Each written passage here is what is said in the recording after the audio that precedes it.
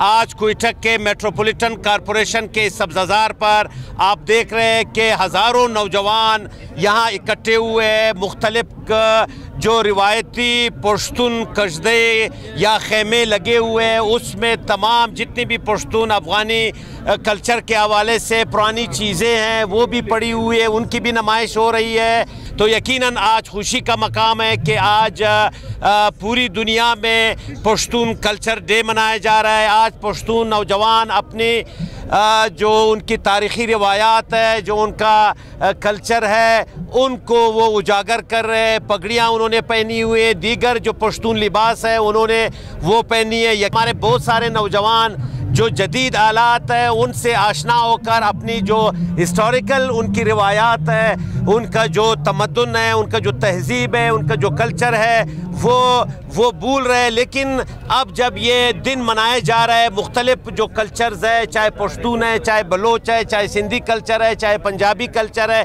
वो उजागर होगा।